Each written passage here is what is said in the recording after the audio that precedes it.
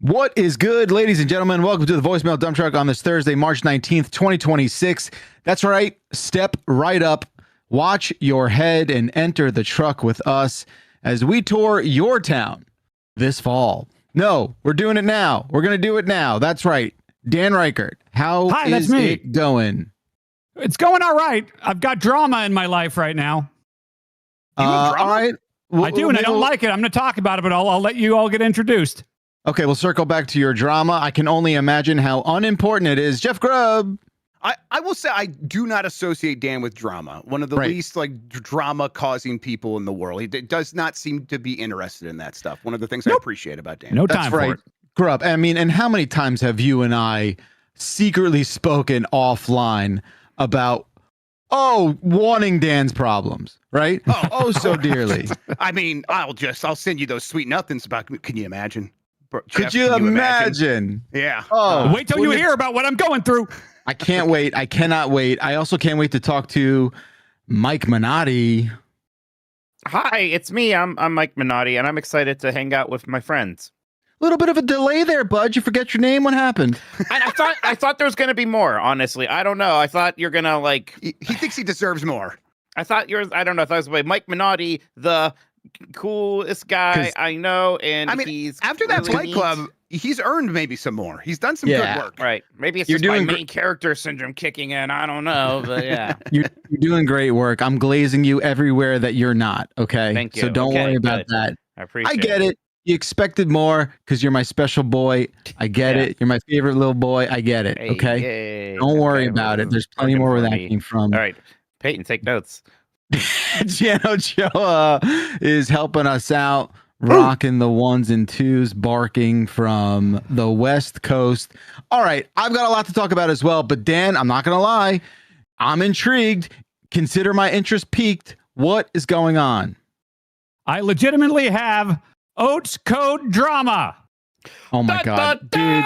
I can't oats believe code drama. This is it. I Throw can't back believe a bottle of beer. You got the oats code drama. Okay. Wait, does that Zoot Suit Riot fucking cover? I don't know why my brain started hearing Zoot Suit Riot. Let's go. Honestly, folks, fucking just turn the podcast off. Turn the goddamn podcast off. Oh my God. No, I see people post my oats code in the chat. Fuck off. I don't fucking code. No one cares. Wait, I'm you done don't with the like oats the code. oats after all this? You don't like the oats anymore? After all this, that's the fucking drama. Listen, I realize, okay, so I got different things going on for breakfast now. I got my protein cereal. I got my muesli situation going on now, but I also want to be able to cycle in the oats. I have said before, I like the oats overnight product. That is why I've been able to earnestly say, use my oats code for months, right? So I go to make another order. Years. And I realize, wait a minute. It says I have $100 credit, referral credit here. And it's I got you beat. Do you? You should go check what that number is. I'm looking at it right now. Is it more than 100? Yeah. No. Okay, wait, let's step back. What's the issue here, Dan? What's the issue? The issue is I see the number is 100, and then I see total referrals 26. And if I'm supposed to get $20, I have you fucking asshole. Right? But because I've been doing it for a long time. Yeah. And I'm supposed to get $20 each time. Some quick math, that's $520 credit I'm supposed to have. So I'm like, wait a minute, I haven't done that many orders of this. Let me go back. I go back through all my orders.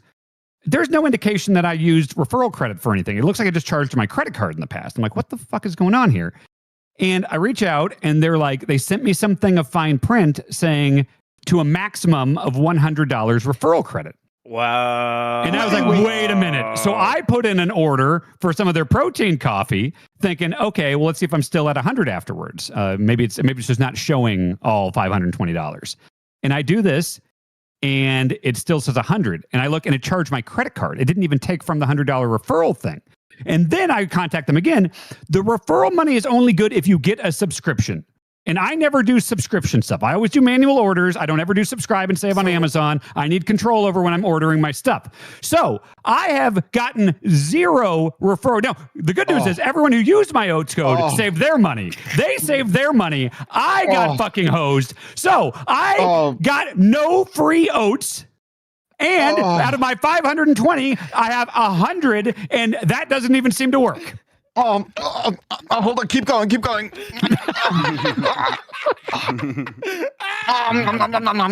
Hold on.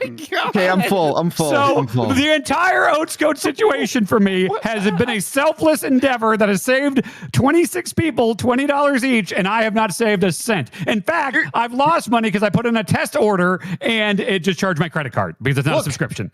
You're doing charity work then. That's good. That's noble.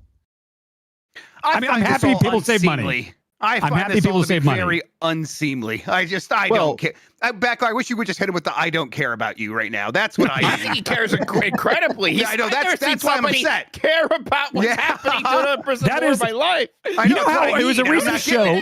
It was sometime this week, Backlar said on a thing, probably the Bombcast, being like, oh, can you imagine feeling excited or happy about something? And I think I just made him come alive. Thanks, pal. There you go. I did that for you, Backlar. Look at this smile, ear to ear, baby. Oh, my God. Bringing a lot of other people joy this week, Dan. You know what? I'm taking a turn. I'm done with this heel run, Yeah. Chat's right. Sounds like you got buffaloed, pal. Oh, man. I don't feel great about it. Drama. So code drama. Drama. I think stupid. I think so. I've been saving the money because I am on a subscription, but I keep delaying it because it's so the product is so bad. So this is a great advertisement. This episode for Oats overnight. They're gonna be like Oats code. The Oats people are gonna be like, I don't understand. We did $5,000 worth of transactions with this giantbomb people, and all they do is talk shit about the product. They weird. Want us to make shit oats. Buy it. They're good. They're good at this. What's their secret?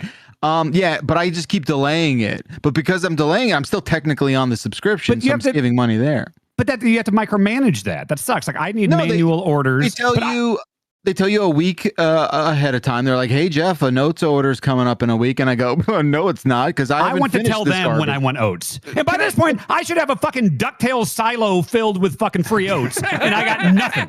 Can we go to the foundation of this? Is this the kind of thing where anyone can sort of go to this website and sign up and get their own oats code? Yeah, this is not a partnership. This is just straight up me paying for this thing. And I was like, I like this. I'll refer people and get some $20 here and there. Right. So to me, that is very pyramid scheme coded. Go walking into this with the expectation that you were going to be treated fairly, I think is your first mistake. Well, I think it's fair to assume that he would have been able to use all the credit. I mean, no.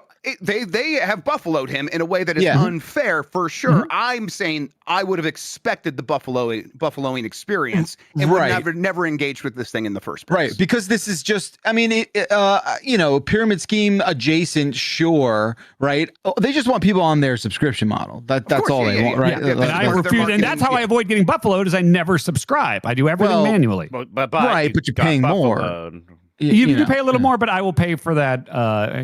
The control. You want to pay for the control. Yes. Yeah. Mike, I love it. You're doing those talking out of the side of his mouth like a professional. I guess you got buffaloed, and we were also correct in assuming that this was a literal non-problem. I just would have from the beginning kind of thought this was always a joke. I didn't know the oats were this serious, and now that I know, I do feel bad for you. Yeah, it's serious. I have an oats cabinet. Yeah, I have a section in my oats accessories, shaker bottles and shit.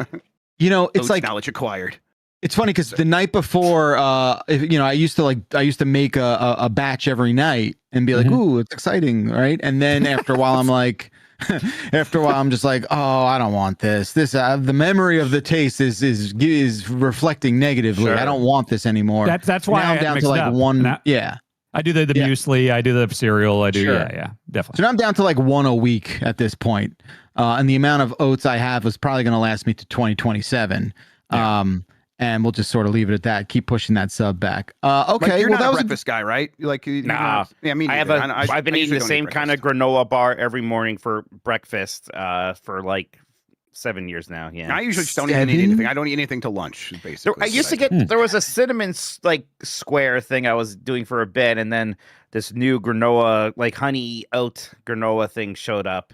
at the grocery store, and I've been going with that for a while. Sun Valley or something. Yeah, I just have the granola Nature bar. Valley? Maybe Nature Valley. It's not one of the drier ones because some of those things are dry. Very crummy. Nature Valley's nuts. yeah. It's no. This thing is very moist and pleasant to eat.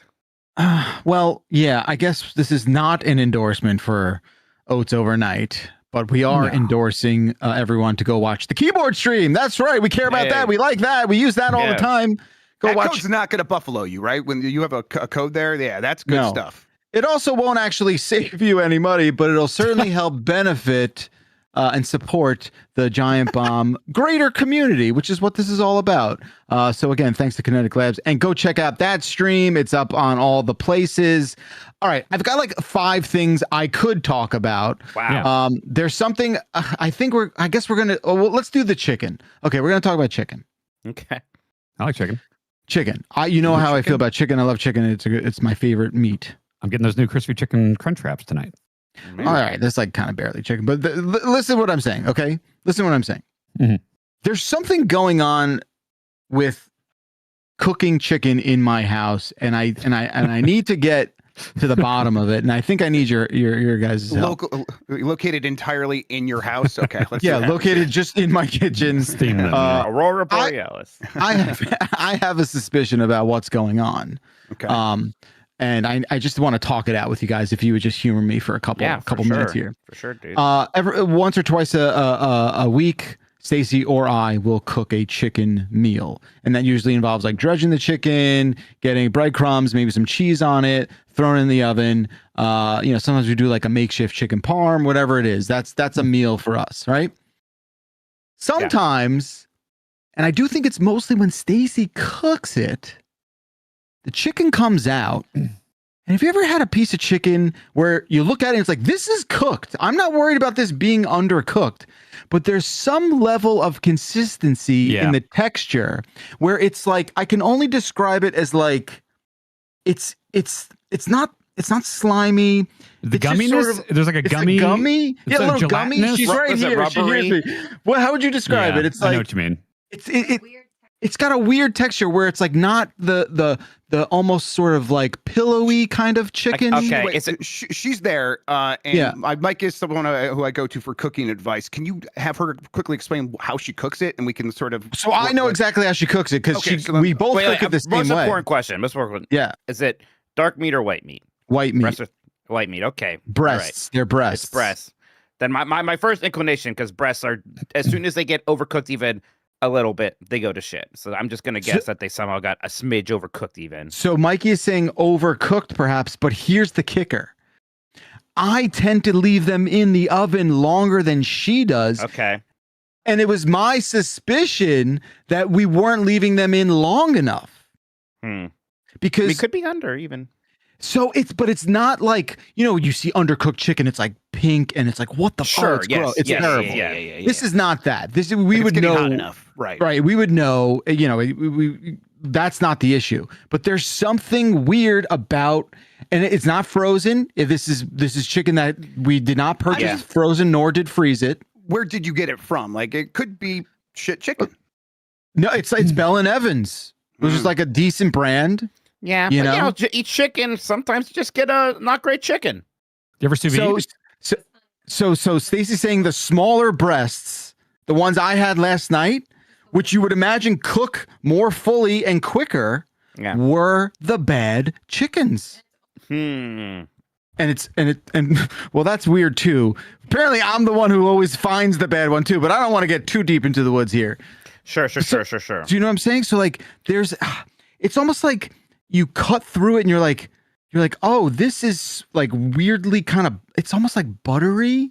I can't describe it. It's a very strange thing where like you cut into a really good piece of chicken and it's a bit kind of like pillowy and I don't know if that's the right word either, but like, it's a satisfying texture where this tastes like I'm not eating chicken. It's almost like I'm eating imitation chicken. Sure. Yeah.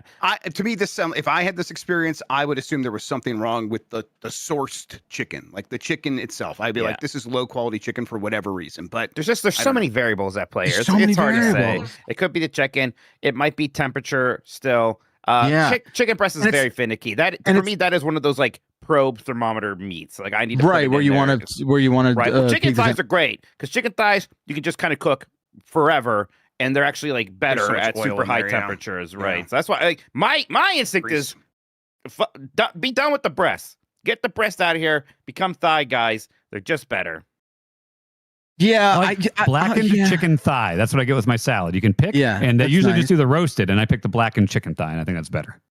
I just get the rotisserie chickens from Costco. Sure. That's gonna be good. Yeah, they nail it. Good. Yeah, it is weird that it only happens when she cooks it. I'm just gonna say that. That's a little weird, and it's also pretty quiet. You said that pretty quiet. Why? Shut your fucking mouth. And also quiet. And also. It's like it's not all the chicken on the tray. Only some of them? Are you getting? Is this a phantom thread situation? Is she poisoning you? Oh, I hadn't considered that. You think there's like glass in there? You think there's like a little bit chopped up glass? I think it's like poison mushrooms. Yeah. That would track. Yeah, I think that would track. Yeah. I mean, if it's only some of the chickens in the tray, then I'm beginning to think it's a temperature thing again because sometimes the bigger ones or smaller ones cook differently. Sometimes you even have hot zones in the oven. Right. If you're not rotating your tray a lot. We should rotate the tray. Rotate the tray, maybe moving around a little bit. Just sous vide. Try a sous vide. It's fantastic. If you have a sous vide setup. We do, but we do that differently. Like a slow cooker. Is that what you mean? No, sous vide. You do it in water, and you get it to like 155, and you give it a little sear in the pan. It's fucking great. Cooked all the way through perfectly. We do stuff like that too when we've got the time. Yeah, look, I get the jury's still out. I'm gonna keep consulting you offline, Mikey. I feel like you're the only chicken man I can trust. You can get a hold of me too if you need to. Yeah, when I need to cook an eggshell, you'll be on speed dial there. Oh, I didn't actually do that. I wonder by the time I die if people will reference that or Metroid Prime 4 or more. No, the shells. Because Metroid Prime 4 is going to blow over, buddy. Don't worry. Exactly. The shells are way more unforgivable. Like God, I remember when we worked at a previous company, we were all in person for like a Game of the Year or an SGF or something. And we had a new marketing person, and we had a former boss, a nice fella that he was sitting there, and he pulls me over to meet the new marketing lady. He's like, Dan, this is our new marketing lady. Tell her about the egg whites. I'm like, oh, this is a great first impression. Okay. Knows nothing about me. Here we go. I'm a dumbass. In fact, maybe don't tell her about the egg whites. First impression is a lot. Like, now, how much marketing and money do you want to allocate to this person's division?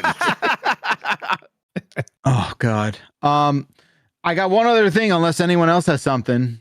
I'm curious about your problems and concerns, Bacalar. Yeah, that's what I'm interested in. To be clear, the thing I just said, that's not a big problem. The thing I'm about to say, not a big problem. I want everyone to know they aren't nearly as devastating as Dan's oats issues. Oh, totally. Right. Drama. Yeah. So it's been in my head. There is a pinball scandal rocking the community right now. Okay. And I want to know, and we have touched on this. This is not the first time you will all hear about this, but it is becoming more and more contentious, more and more scandalous, more and more bout with friction. And this is about Beetlejuice pinball. Oh. Okay. We've talked about this, correct? Yeah, this has come up before, Beetlejuice pinball. I don't know if I remember. The most Jeff Bacalar 2 words I could ever put together. I know. Exactly. I feel like, do you remember there was one year for Game of the Year, I just wish casted pinball machines? Yeah. That sounds right. Yeah. Yeah. Do you even have to think about it? I want to say I did one that was Beetlejuice pinball, whatever. But Beetlejuice pinball came out late last year by an independent company called Spooky Pinball. I think they're based out in like Wisconsin or something like that. I can't imagine what this license must have cost because they are recreating and using the theme and using movie footage from the 1989 Beetlejuice film. Everyone's in it. They didn't leave anyone out. I guess probably they probably left out Jeffrey Jones for understandable reasons. Yes. But I'm sure his likeness is in some of the video and whatever. They completely botched the pre-sale for this thing. They're charging, I think it was $10K a machine, and I think they're only making 10,000 of them, and no one could get it. No one could. They were gobbled up before they even went on sale. Okay, because the way it works supply. is so it's like there's way more demand. Okay, totally. So the way it works is like the distributors buy up wholesale inventory, and other allocations get made or whatever it is. And again, I don't claim to be the up and down pinball sort of like purchasing expert, but I have enough insight into the industry where I generally speaking, I understand how it goes. And no one could get it. They had a launch on their site that day and date. They were like, hey, put $2,000 down and you get, and the site obviously crashed and no one could get it. And it was this gigantic disaster. And now that these things are showing up in the wild, as you would guess, people are selling them for literally 60-70% over retail. Some people are charging $18,000-$19,000 for this game machine. It looks pretty good. It seems pretty sick. It seems like the theme integration is like awesome. But again, here's where we are, where you have this independent company, this indie game company that did not make enough to satisfy demand. And I don't know exactly their position. I want to speak for them, but I do understand, like, to some degree, they are saying like, hey, we're a small team. We can only make this many games. We can only do one new game a year. Sorry. No real addressing like the shortage or the miserable buying experience or whatever it is. People who wanted this thing were victim to people who are flippers, and obviously the bigger distributors who buy up huge allocations, which again, distributors should have access to allocations, but whatever. So I guess, my mind, it's like, how do you, and now that they're in the wild, people are losing their minds that these things are reselling for so much money. So that is what's happening. And it makes me think like knowing the story I've told you guys, how would you address this? Like, what do you think is the right thing to do here? I say, but the first thing that occurred to me real quick Murder? is, should we pool our money together and get a bunch of those Pokemon machines so we can get in on this action? There's gonna be plenty of those. That's a big supplier making those. So Stern is gonna presumably make as many as they can. Okay, all right. So this is not a speculative market usually. No, because Stern usually puts out 3 to 4 a year, and they'll go back into the vault and remanufacture old ones. Okay. Like, I don't know. I don't claim to know. Like, I guess there's a possibility that the brand you're licensing like puts a restriction on how many you could put out there. That could be a thing. That could be what, maybe. I guess it's Warner Brothers, right? For Beetlejuice. It could be a thing that they did. I can't imagine them doing that. I don't necessarily understand that. But for Pokemon, it's going to be tough to get, just because they're just starting to show up in the wild, and right. There's first runs and whatever. That's just manufacturing supply. But if you want one, you presumably will be able to get one for retail for sure. That's good. But Beetlejuice, no, I do. And Grub, I love the fact that you were very willing and able to buy a couple of these Pokemon machines. I feel like I'll go sell my car. Yeah, let's go. That feels good. That feels good. That's where I'll go sell a couple cars and we'll just drive Pokemon to school. Yeah. So yeah, it just kind of sucks. And as any community goes, like the most online and mentally ill portions of it are just like losing their shit on forums and whatnot. Sure. And as someone who's like, yeah, it would have been nice to maybe try and get one of these things, it's like kind of just watching from afar and just being like, man, we can't really have anything nice, this is just sort of what it is. Yep. Yeah, the scalping situation is crazy. The flippers are crazy. I don't get it. I don't understand how you don't like do this the right way. But I also don't necessarily know what the right way is. There's and you might have mentioned it. There's no messaging from the company about addressing this or fixing it, or again, I don't want to say definitively. I've not seen anything like I think, again, I'm just sort of paraphrasing. I do think the response, generally speaking, was like, this is what we can do, right? This is the best we can do. I also want to think, like, how much do you spend on a Beetlejuice license? What do you think that's worth? It's got to be a lot. I mean, it's not like even a super, latent license now, because we had that newer movie. It's very popular. Like, do kids know about, like, are kids familiar with Beetlejuice? They're familiar with Beetlejuice, I think, now because of the sequel. There's that cartoon from 30 years ago. Do they watch that too? It's a good cartoon. Yeah. And I think the sequel did pretty well. It made a lot of money. It wasn't good, but it made a lot of money. It wasn't good, but I also think simultaneously it was like kind of better than it had any right to be. I was not expecting anything from that thing. But yeah, I don't know. I got to imagine that license is in the millions, right? Like, Millions? Yeah. I have no idea what that's. I mean, I don't know. I don't know how that world works at all. But like for a small company like this, it has to be difficult to get a big license like this and then have enough like overhead and enough, I don't know, just facilities to make enough to meet demand for such a big license. So I assume when they're like, this is the best we can do, it is literally maybe the most that they can make. And that's the situation they're in. Yeah. It's just completely turning this community upside down. And you know, those are pinball problems. You've got Dan problems. You got pinball problems. I'm the one that doesn't have real problems. I didn't say this was a Jeff problem. I just said this is a pinball community problem. And yes, I think your oats code and this Beetlejuice situation are equally non-problematic. I have a big beard problem right now. I've let it go. I was like growing it out a bit. I always get to this point where the right side just curls, and now the part that curls, turns out that all went gray at some point in the last couple months or something, like horribly. So now it's like highlighting the part that curls specifically. And I put product in there, and I don't know. Now it just feels greasy and curls. Oh, buddy. So I'm having this big white streak here, starting to like really highlight, especially when I have the light on over there. A lot of people commenting on my hair. He's bad. Not that bad, Grub. It looks fine, Grub. Thanks, man. Boy, what is happening? I think it looks good, Grub. I think Mike, I think it looks good, and Grub, I think it looks good. For the audio listeners, which I'll remind Dan represent the vast majority of people who consume this podcast, program. Dan's just doing some fun video trickery with some. Dan, your twin brother Chris is getting ready for a job interview or something. Other people work in this house. He looks like he's going on a date. Oh, he's definitely going on a date. This is your good friend to Chris. Yeah. I mean, he's got Tomodachi coming up, so you know he's just got to get ready. So yeah. See, folks, these are your actual problems. Is making sure this works well. I'm happy for you. I'm so. What's up, bro? I'm just sad for you because it looks like Chris stole your look. You were going to get the bolo tie, and that's right. No, he knew he's better with fashion stuff. So okay, I'm happy for him. Mm-hmm.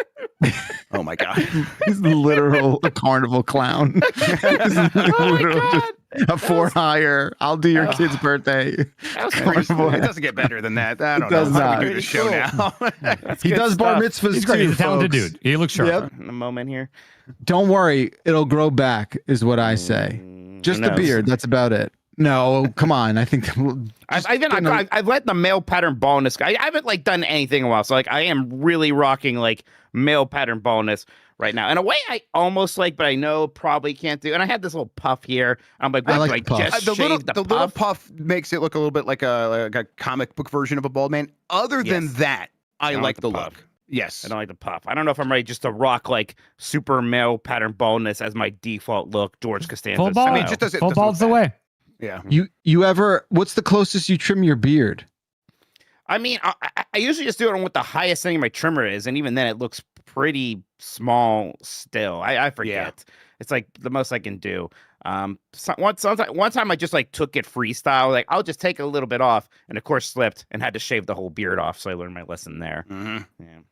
I think it'd be fucked up if I shaved the whole beard at this point. Nobody wants that. I don't think so. Do it. I can't do it. I think you could do whatever you want. It's not gonna happen. I don't want him to personally. I saw a picture of you with the reverse with the hair and no beard recently. It's fucked up. Yeah. I don't like. I prefer this. Like you look great right now. Yeah. Yep. You should look up the hockey player Brent Burns. You're kind of like reminding me of him now. Sure. These days. Have you seen the Nicolette Law billboards? No. Google this. They're all over Minneapolis and Wisconsin. Nicolette Law billboard. Let me see if it's the thing. Yep. Look at that fucking dude. Tell me that's not me. Oh, well, I'm looking at a cool dude. Yeah, they're all over here. Yeah. I like that he's just got like the forest in the reflection of his glasses. Yeah. It's not bad. I'll trim it. I'll trim it at times, but I don't think I'll ever be beardless, you know? Yeah. Yeah, you do you, pal. All right, we're gonna take a break. When we come back, we'll get down to business. After all, this is a call-in show. Stick around. The voicemail dump truck's on after this.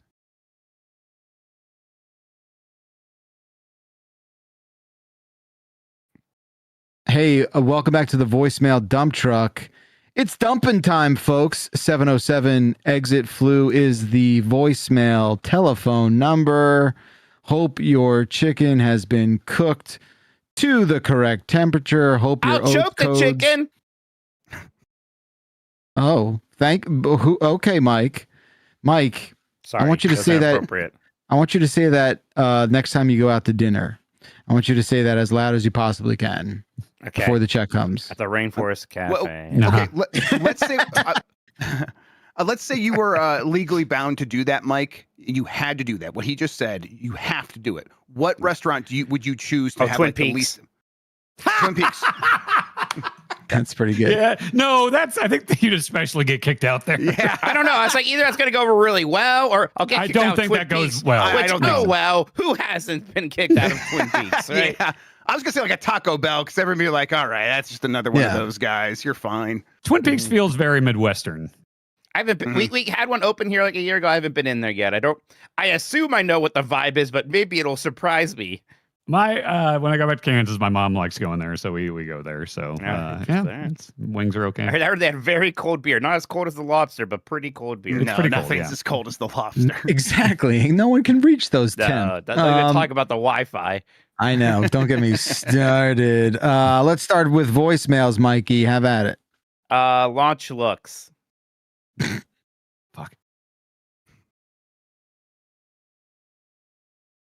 Sorry, I just need to reroute some audio. No problem. Good. Oh, good.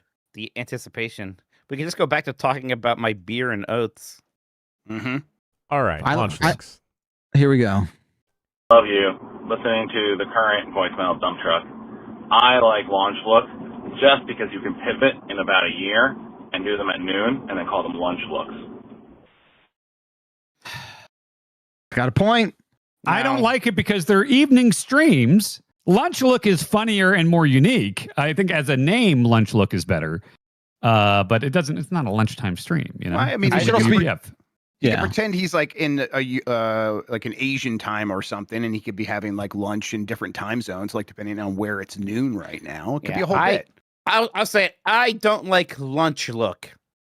Well, it's bad mouthfeel. I don't think we should do either.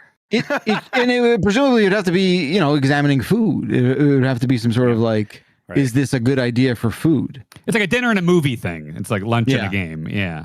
Yeah. We do have an issue now that no matter what we have now done, like on Friday, I'm doing some kind of early starting from the beginning play. Yeah, the community has adopted the term launch look now. Not by my choosing, not by my doing. That feels very giant bomb to me. It's like things organic. Just get railroaded and they just happen, and that's part of the fun. Is like the community has some ownership over what happens, but there's still some staunch people against the launch looks. Right. So I'm definitely not trying to push it. For it. Yeah. Not at all. I don't want to be that guy. I don't care what it's called now anymore. But we definitely talked about launch looks on the Crimson Desert quick look that'll be coming up soon, everybody. So look forward to that. Crimson Desert, boy, wake the kids, phone the neighbors for that one. I heard you guys really like.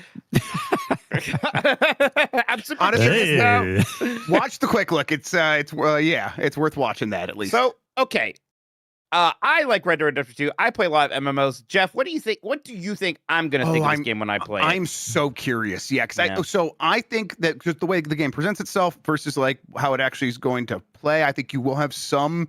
It'll be obtuse in some ways. I think you're going to be able to diagnose some of the problems even that I'm not going to be able to, because you're going to see the MMO inspiration trying to filter into Red Dead and Witcher and all the other Assassin's Creed, all the other things it's trying to be. Skyrim, Dragon's Dogma. Yes, yeah. And I think you'll be able to like spot like where they went wrong better than even anyone else could, I think. So Lexi in the chat saying, Mike, I love Red Dead 2. I hate this game. Yeah, it is we'll talk about it more on the Bombcast after we've all kind of played some, but it is one of the most lifeless and soulless games I think I've played in quite some time. I'm very curious. I'm gonna keep playing. Looks pretty. Coming up soon. You can do a lot of stuff. Mm-hmm. All All right. Well, thank you, caller. We also love you too, caller. Thank you very much. Dan, your turn. Oh boy, let's go with short-term memory. Hey guys, it's Jeff from Quebec. Would you rather lose your object permanence or lose your short-term memory? Otherwise, would you rather lose your object permanence or your short-term memory? All right, bye. This is good. This is good. That's a good bit. I appreciate this. Yeah. Hey, wait a minute. What? What's the problem? I don't get it. We had this one before, you dummies. You forgot. It's ironic because he's talking about short-term memory, and you two don't have that. Well, then I'll answer it again. I would rather lose my object permanence. Whatever I said last time. Yeah. There's no way to know. It's just lost to time and space. Everything we ever say on any podcast. That's a great call. We got to send you something. I also don't believe your accent. I like it, whatever it is. It's like a good character. It just seemed. That's bold, Bacalar. That's bold. I just know a lot of people from that part of the world, and I don't. It sounds like an SCTV character. You know what I mean? I know plenty of people from there. I mean, I agree. I just am afraid to say it. I'm allowed to. I'm allowed to do it. I am not taking a position on this. Caller, call back. Explain yourself. Okay. We did have that conversation about we should call in, try to hide ourselves, and try to disguise ourselves, and then at the end of the year reveal if we did that. Is that what it was? Or I mean, I've done it before, but I think I've always done it in a way where it's I make it very people are obvious. always caught, right? So if somebody gets away with it, and at the end of the year says, by the way, I did it so many times and I was never caught, then So if I suspect someone has done it, should I save it until then? Do you think right here, right now? No, I don't think that was one of us. You have to call it out at the time. Okay. Well, because I wasn't on the episode of the one that I suspect. I see. So I'll save it. Yeah, I think you should say it right away. It'll be more impactful when you do it right away. Okay. All right. Caller, we also know there's no Jeffs in Quebec. Yeah. Of course, they've been banned. It would be GEOFF probably. Mm-hmm. You think? That makes sense. I don't know why. I agree, Dan. Yeah. Seems right. Keely's Canadian, isn't he? I think he is. Yeah. Well, there you go. Well, I don't think he's not from that part of Canada. When you watch movies in IMAX, it just adds a Canadian accent to everyone. Right. Hey, we're going to climb Mount Everest, guy. Yeah. Oh, God. Sorry. I love the country I love the most is now going to hate me. Is that so everybody's go-to IMAX movie was that thing where they climb Mount Everest? I don't know what you're talking about. Is that just yes, I remember that. I'm thinking of The Dark Knight. I want to make one more IMAX Canadian joke. Sure. Das a boot. That's funny. That's funny. Good. That's funny. Good job. All right. Yay. Yeah. I like it. Yay. Yeah. Cool stuff. We're doing great work here, boys. Yes, no one was saying otherwise. We weren't really litigating that. When I look at the list, I'm going to pick Dolby Digital over IMAX. Typically, it's Wait, why? Typically, those have the AMC rocker recliners. So I will take reclining over the aspect ratio. That's not the movie, though. Yeah. What? That's not what's on screen. You're making the decision based on the chair. No, the chair is critical. I need to recline. I get it. I get it. But when someone says, I prefer a Dolby Digital to IMAX, no one's thinking you mean the chair. I'm saying the theater, though. The theater experience, when you add, if you do IMAX screen and the AMC rocker recliner and the Dolby Digital sound, that's great. What about those seats that shake? Do you like those? I don't think I've found those, the 4D ones or whatever. Yeah, I think I maybe did it once and it wasn't even that great. Well, I remember you guys did it for Godzilla -1 or something like that. No, that was a draft through house. that. That's just draft house.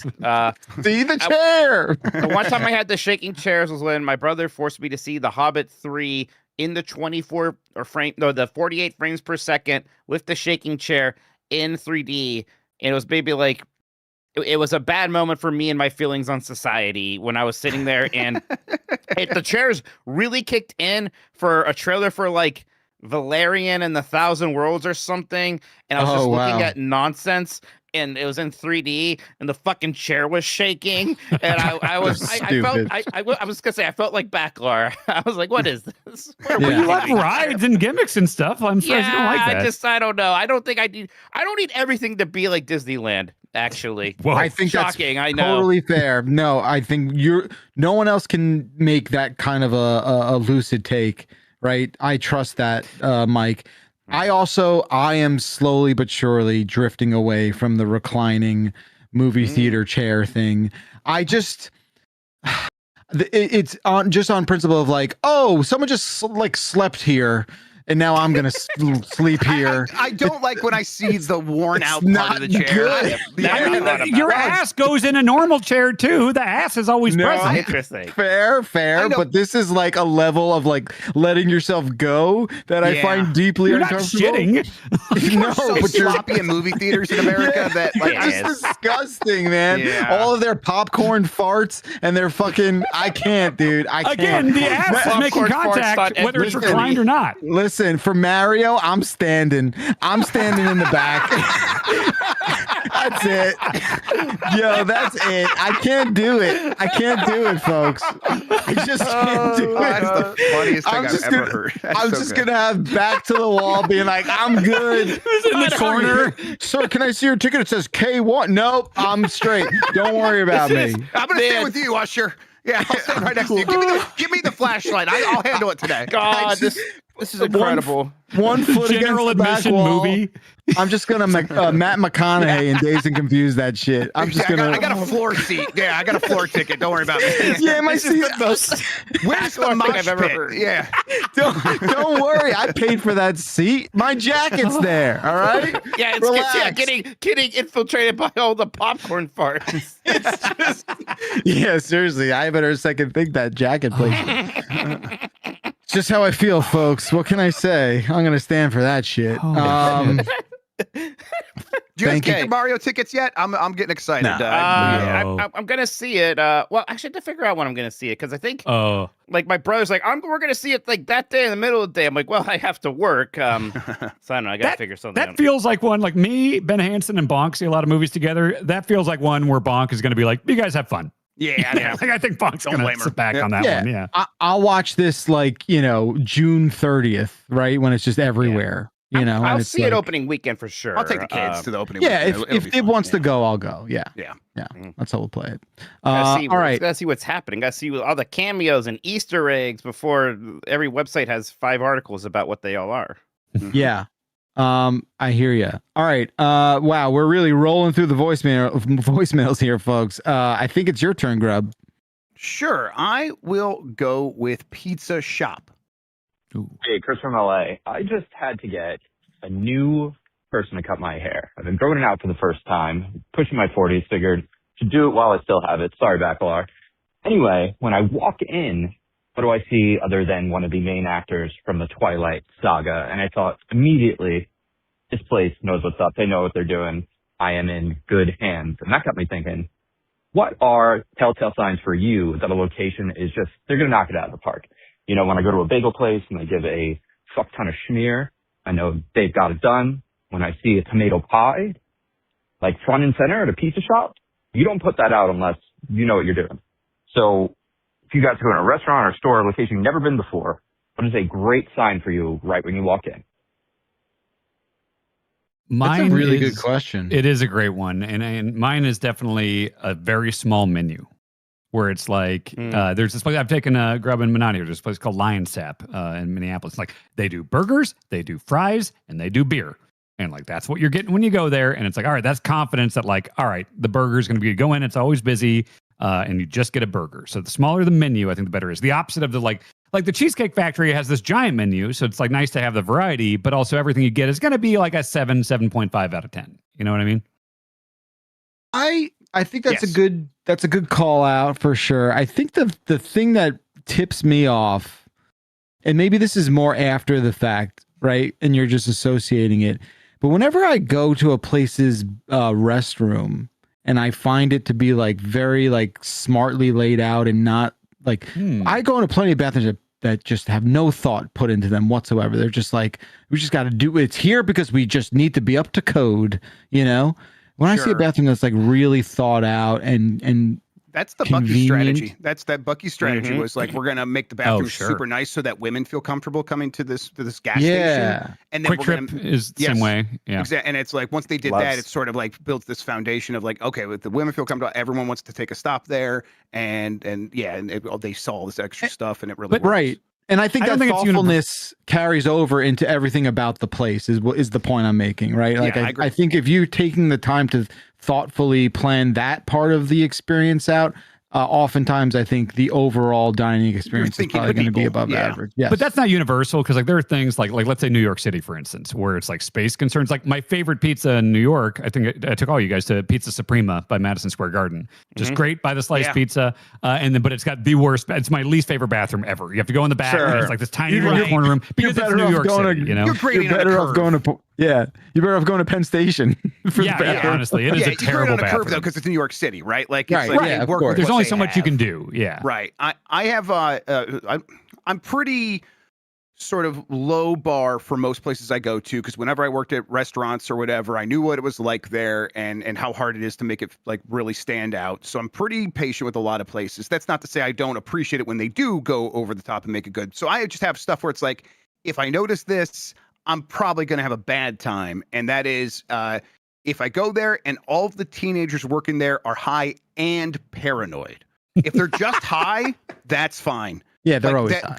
Yeah, they're always high. Exactly. If they're high and paranoid, it's like, guys, come on. Everyone's been high at their job working at a restaurant for 50 years. Yeah, nothing new. Just nothing new. Just do your job still. Like, be on top of it. If they're distracted and they feel like they're going to get in trouble, it's like, okay, this is a bad environment. I'm glad. I feel bad that they feel this way, but I could tell this place is not running the way it should be. Everyone back there should be high. That's normal for a restaurant. Maybe this is just like a sucker thing that I just fall victim to, but like if I've ordered, right, it has to be that I've ordered already. Okay. And then without requesting, there's like some sort of like insane bread service or insane like butter service, right? And you're like, oh, I didn't even know this was a thing, because if they do it before you order, I don't like that, because then it's like, hey, fatty, fill up on this and just like, don't worry about how the rest of the food tastes. But if it's after, then it's like, oh, you've already decided on a purchase. Here you go. I don't know. I maybe I'm just sort of associating that, but I find oftentimes that demonstrates value as well. And that reminds me, and apologies if I've brought this up with you guys before, but tell me if this is insane. Ben Hansen once went with his wife to a restaurant, an Italian restaurant, because they wanted ice cream. And he went in and sat down to get ice cream and was disappointed that they did not have bread and butter before they got their ice cream. They don't get bread and butter if you don't order an entree. Yeah, right. Okay, that's right. So he's nuts here, right? Of course. So, well, we can establish that. Come on. This is a very Ben Hansen thing to be disappointed by. Yep. I mean, wait. He's just like, oh, I can't believe this. I mean, he's not like making a scene by any means, but he's like, oh man, it's an Italian restaurant. I wanted bread and butter and olive oil, but it's like, you're just getting ice cream. Yeah, I think in a situation where you're ordering ice cream, you have to establish direct contact with the server and say, I know this is weird, but I also want bread and butter. Yeah, you thought it was like, you go to an Italian restaurant, you start with the bread and butter no matter what. And it's like, no. It's not no matter what, it turns out. I mean, I would have thought so. He somehow came up with the one situation. Even that part, like, what do you mean you went to an Italian restaurant for ice cream? Yes, that's what I was. That makes it even more weird. That's a very Ben type of thing. Yeah. Because that's not a thing. Dairy Queen. Leave him alone. That's not a fucking thing. Maybe if you said like, oh, they've got like gelato there that's like, awesome. It might be something like that. Yeah, but like fucking weird, man. Be normal. Jesus Christ. Another really good sign is if you get up to go to the bathroom and you come back and your napkin's like folded for you, Well, then you're at some place. That's a fancy place. That's the bedside manner, right? That's like too much attention for me. I was like, oh, you're like noticing me going to the bathroom. I like kind of don't want you to pay attention. I wonder if you could test that. Like if I just went in and just like went to the bathroom like 30 times, they would do it every time. That is like a Curb thing where he's like, listen, I'm going to go to the bathroom, but I don't want you touching my napkin. That kind of thing. Yeah. All right. Very good. Thank you, caller. God, I love going out to dinner. Oh, we're gonna get to do that. God, I'm gonna be in New Orleans tomorrow night eating dinner. All right. Yeah. I'm happy for you, and I'm looking forward to our team dinners. Yeah, it's gonna kick. Yeah, great. All right, my turn. I'm gonna choose. Okay, yeah, sure. Let's do baldies. I have a question for the baldies. Do you wash your head with face wash or shampoo? Please don't say body wash, please. Body wash shouldn't go above your neck. Okay, love you. Bye. Wait, why shouldn't it? Thank you, caller. Love you. I'm gonna get a drink. I'll be right back. Yeah, I guess I don't know. Brooke has to leave for this. That's how. Not shampoo. I use shampoo and conditioner on the beard, and then everything else is just the body wash. Well, I mean, right. I use shampoo because like I'm already lathered up for the beard, and while I'm there, and again, I have usually more going on like on the sides, so there's stuff to wash with shampoo anyways, generally. So I'm just shampooing all around up there. I will say this. I don't claim to know the specificity about, I think Dan just caught himself in a green screen error. I don't claim to know. Yeah, see that faint highlight around his shoulders? What could it be, folks? What could it be, folks? I think. Look, I don't claim to know the specific difference between shampoo and body wash on a compositional degree, but shampoo is for your head and your scalp and the hair follicles that. The scalp skin region. I'm gonna put shampoo there. Still, I do still have hair there a little bit, as does Mikey, and as do you, Dan. There's still stubble there. There's still stuff there. I didn't think of that. I mean, I use there's that like bee bald stuff that I use. That's not shampoo though. That's like shaving cream for the head, basically. So I don't think shaving cream is a total other. It's totally different. Right? Yeah, I guess I just do body wash, but I never thought of that. I guess I could shampoo up there. Yeah. Yeah. So caller, I do use shampoo up there. Sounds like Mikey does as well. Yeah. It's just that anything where hair is or used to be up there is getting the shampoo treatment. And God damn it, there's like funny jokes sometimes in chat that I'm just not going to let go. Someone said, wait, does Bacalar shampoo his hat? I saw it too. That's pretty good. That's good. I do like imagining you in the shower now. Like, I got to get this thing clean. It's never not going to canonically for me, it's a Joe Dirt situation where it is just part of his head. Yeah, exactly. It's good. It's a good joke. I'm gonna call it out when I see it. It's funny. Good job. 10 points, Kaboski. So yeah, that's how I roll. I do think it is funny to me, like putting the Old Spice, neon green gel on your head to me is like a funny visual, I think. Yeah, it's like a ooze. Yeah, from Teenage Mutant Ninja Turtles. You're going to have a mutated head. I feel so bad because Secret of the Ooze, my favorite movie when I was a kid, came back to theaters. I just did not.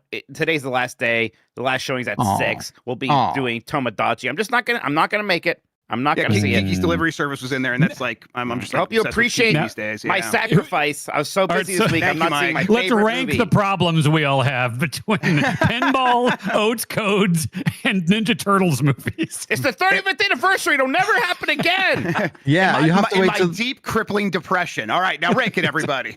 Yeah, you'll have to wait till the 40th, Mikey. It's okay. I might not make it till then. Who knows where I'll be?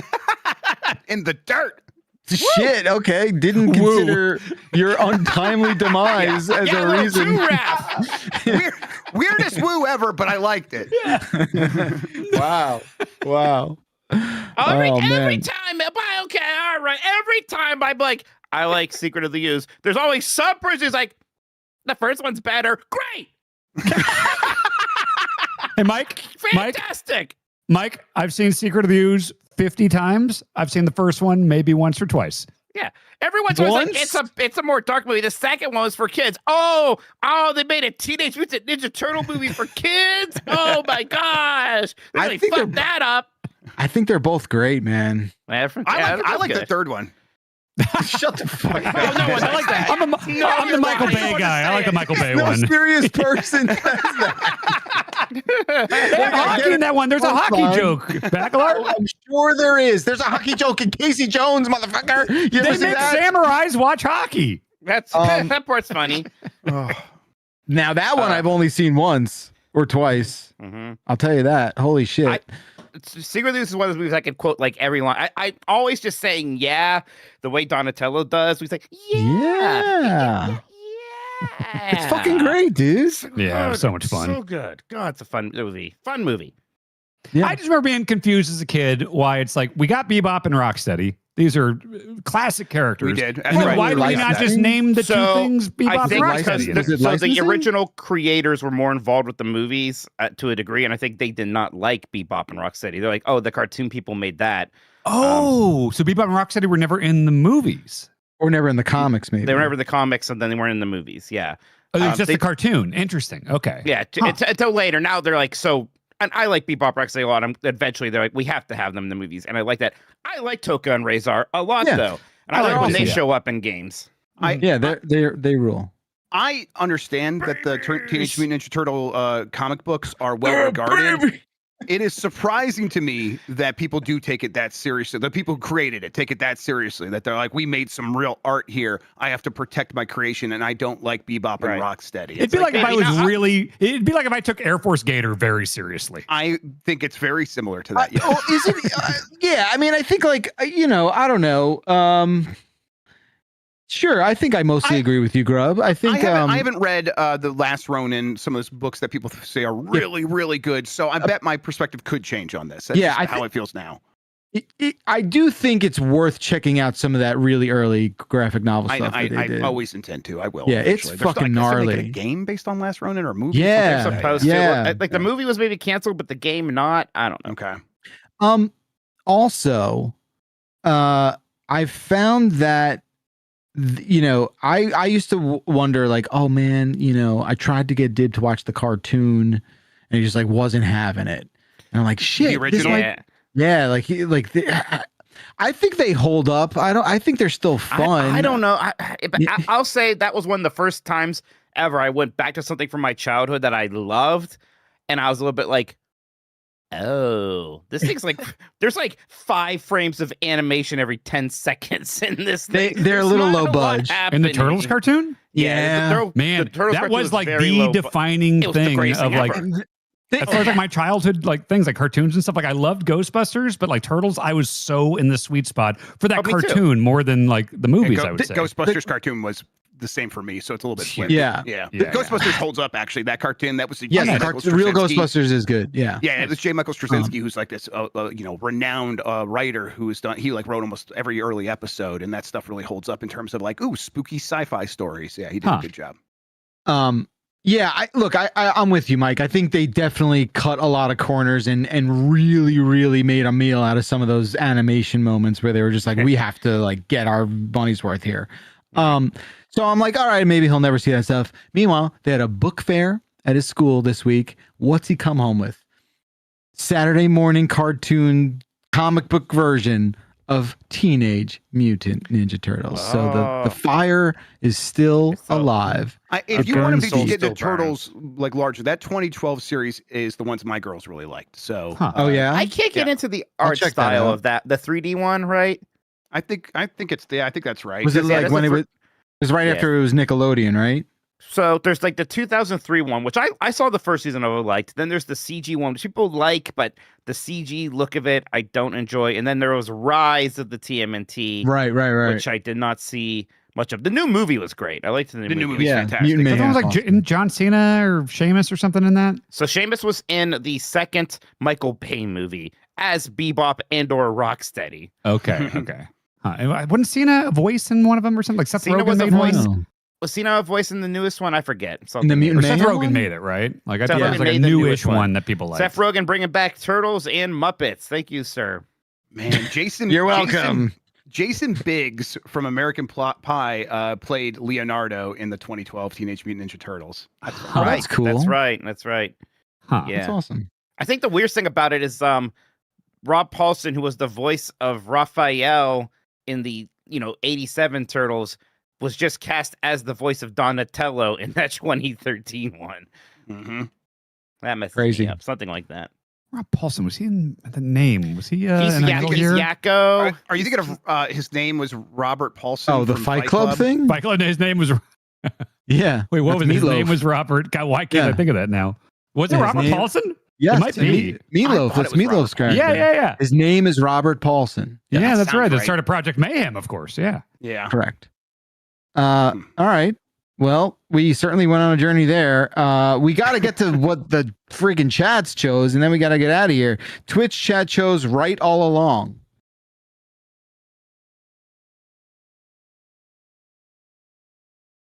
Jan? I just learned that the specific type of siding that I thought was called clapboards is actually called clapboards. My mind's blown, and maybe you were right all along about clipboards. Love you, bye. Okay, caller. This doesn't justify what you've done. I don't want Jan's relationship with that word to change the way people talk around the world. It just doesn't seem right. I mean, clipboard's pretty fun to say. It is. Are you? So for people who don't know, Jan, for reasons we're not sure of, was it? I'm sure. I know what happened. You know what happened? What happened? Cupboard. Cupboard is a weird concept. This is the cupboard, but so we call it cupboard. Clipboard. Yeah, and the clipboard was the Jan thing. Yeah. Yes, right. But it's one to the other. Oh, I get it. I get it. The transitive property happened to clipboard, and he made it clipboard the same way clipboard or cupboard is cupboard. So I see how it happened, and I appreciate it because it is something I've thought about. Cupboard is a weird concept. Cupboard, so I get it. There's a lot of words that we're still using that I just feel like are outdated in a way where we're just like, we got to come up with like a new thing for that. Here's your opportunity, Bacalar. Do it. What's the new word for? Well, start with cupboard. Okay. What should that be called instead, other than cupboard? It's okay. The thing I've come up with is a little harder to say. Well, not harder to say, but just it's more syllables. All right. Glass closet. I was thinking glass box. Well, glass. It's not a box. And it's not a board either. So what the fuck? I think glass box. Like closet. Mike said closet. Closet. Yeah, we can shorten it. But closet sounds too much like closet. Put that in the closet. Well, then that's good. It's like a closet, isn't it? But contextually, if someone's unloading the dishwasher, contextually, you wouldn't be confused. Closet. Yeah, closet. You call up a contractor. You're like, I need a new closet. They're like, did you say closet or closet? Okay, I bet by the time you call up a contractor, this will have spread, and they'll be like, oh, the hot new thing. He's saying closet. Yeah. I'm super familiar with what you want. Don't worry. I got you. Closet.mp3. Yeah, please. Dib was emptying the dishwasher this morning, and he was sort of like, why do we have these? Like, he was just more upset with the act of emptying out the dishwasher than he was for like being appreciative of a machine that gets everything clean. Yeah, it's funny why they existed. It's funny how society works, doesn't it? This used to be the greatest invention that happened. It saved us all time, and now all we could do is think about how we have to belittle ourselves by taking these dishes out of this contraption. Taking it out. Yeah. I'm curious, Mike, you pretty much always lived in Ohio, right? Oh yeah. Okay, so let me ask: did every place you've ever lived have a dishwasher, right? I think I was in one apartment that didn't. One apartment had no dishwasher. Okay, because that was a real shock for me when I started moving around the country and stuff, and it was like, oh fuck, you just have to wash these by hand. Like I was like almost 30, and I was like, I didn't even know this was a thing you could do now. You know? Yeah. It's crazy. Stuck like that. My first place in Hoboken did not have one, and I remember it was just like, oh, we're really gonna be roughing it at this place, we just wound up using a lot of paper plates. Look, I was a kid back then. I was bad. I was not happy about that. Not proud of those moments, but also did not want to wash anything. We didn't have our hot dog shoe boxes there, so you put hot pockets and shit in there too, Mike, when are we gonna get the hot dog shoe boxes up on the store, man? Come on. I'm sorry, guys. I'm blowing it. Letting you go down. It just was hilarious to me that he was like, this is an amazing piece of technology. I'm going to jump over that fact and just be like, this sucks that I have to do this now. And I was like, man, fuck you, little kid. Like, get over it. I mean, I'm sure every parent has the fantasy of just their child being teleported to the 1500s for a day or something, right? just to get some perspective. Yeah. Yeah, I guess. Just make them talk to a grandparent, like be like, all right, now you tell them what your problems are and see how this grandparent reacts. And usually they'll tell them awful stories when they were a kid. That's always good. So I struggle with this paradox that we're describing right now. I understand the purpose of it, right? To be grateful for what you have now because people in the past did not have that. But you're also, it's kind of it is a paradox, right? Because you are basically assuming that like, you know, people, it's like you're living in a world with all these conveniences, but the people who were alive during the time that you're comparing it to had no frame of reference of like, oh, this is what will be. Wouldn't it be better to be born in the future kind of thing? You know what I'm saying? Sure. Like, but there are like other like ways. Like also when they were dying of like, you know, dysentery or something. 100%, right? And like, oh, they didn't have a disinfectant, so therefore it was like, you know, you had a much higher chance of getting sick or something. What percentage of this podcast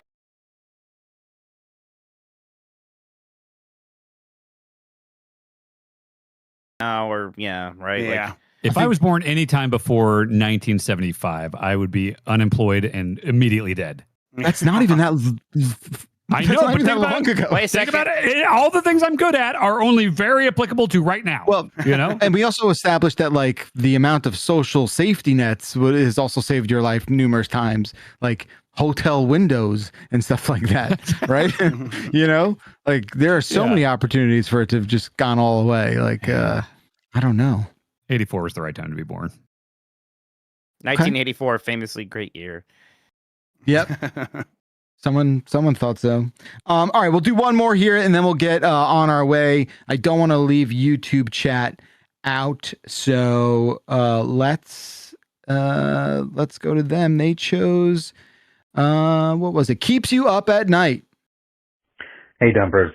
So my kid the other day, my 10-year-old, asked, "What keeps you up at night?" Kid Safe Edition. Now, I didn't have an answer for this, so I asked him what his was, and he said sand. Both how it's made in the glass, just the sheer amount of it. So my question is, what keeps y'all up at night? Kid Safe Edition, other than sand. Dan's a great answer. Sand. Yeah. Now it's sand. Like now I'm thinking about it. At first I was like, that's absurd. But when you put it like, if I started thinking about how many molecules or little granules of sand there are on Earth, that's going to start keeping me up. Yeah. Kids, Dylan went through a big phase of like, Dad, how many trees are there? And you're just like, what?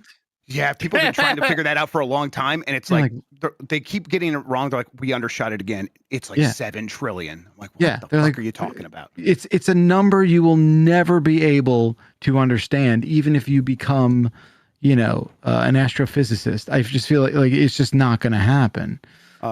Mine is CDs. I've looked it up 20 times. Still don't know how they CDs work. Yep. But there's grooves. There's grooves. It's I know, a groove but like, thing. Okay. How does the groove turn into a fucking song? You know, a record too. Like a record's the same concept, right? That doesn't make sense either. It is more or less, but I think the record thing is I think if you use the record analogy, I think it'll you know, because it's just telling you, it's just feeding you back a 1 or a 0. Right.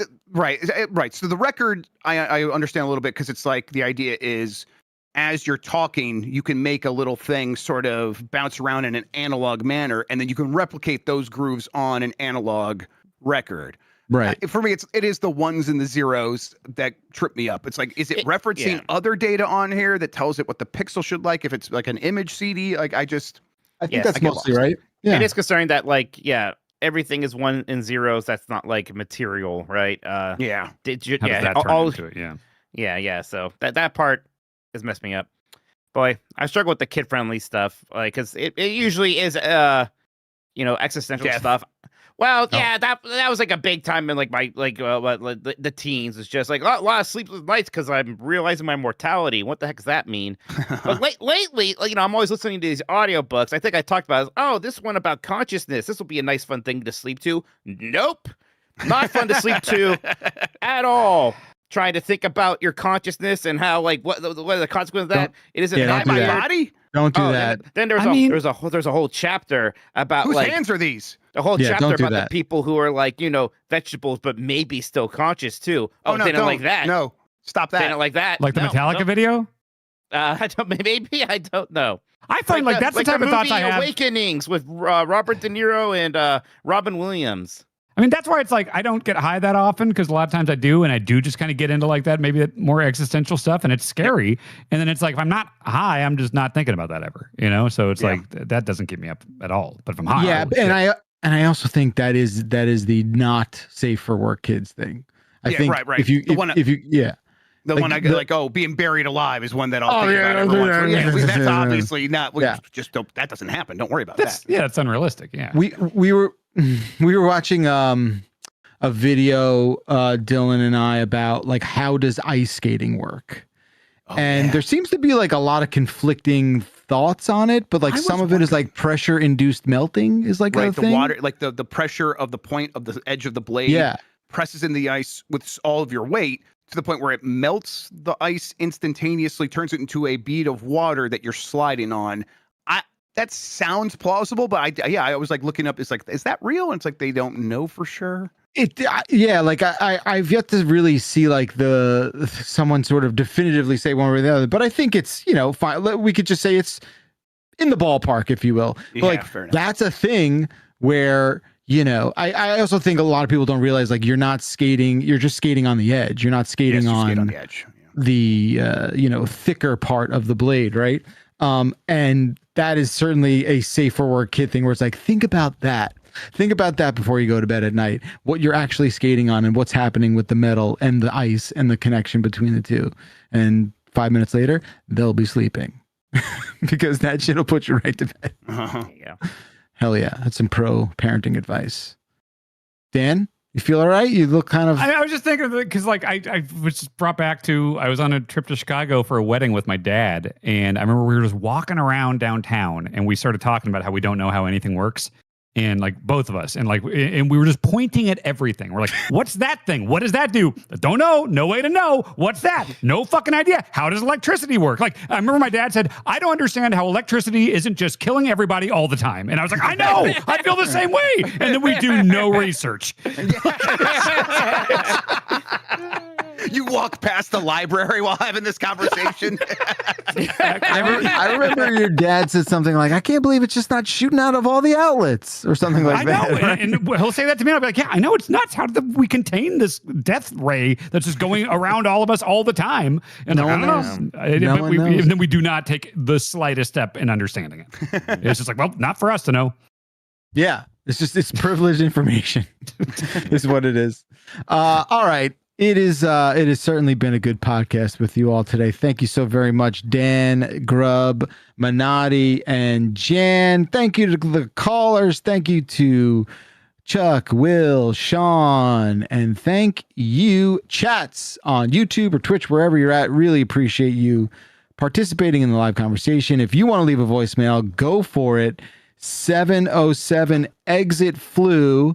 I believe we talked briefly about doing a dump truck early next week so that we can get it out in Wednesday, time. I think we said you wanted to do Wednesday, and I thought that sounded good. That's right. It is on the calendar for a week from yesterday. So don't worry, we will be dumping before PAX. Also, real quick, in terms of scheduling and timeline stuff, if you're listening to this live or before Friday, if you become a new premium member, we have 10 Lego party codes we're going to be giving away randomly to anyone who signs up this week. So get in there, become a premium member, and you get a chance to get that. There's that. There's also codes for a cool Steam game called Access. So yes, a couple giveaways going on right now for brand new premium members. So go to giantbomb.com/join and seize this moment. Oh, that's right. And I also contacted two of our PAX East badge winners. One person replied back, the other did not. So check your messages, everybody. Check your DMs. We're up in your DMs. If I don't hear back by tomorrow morning, I'm gonna have to move on to the next one. So I don't want to say this person's name out loud, but I'm watching you. We'll be back next week with a brand new dump truck. 707 exit flu is the phone number. Thanks everyone. We'll see you next time. Bye bye.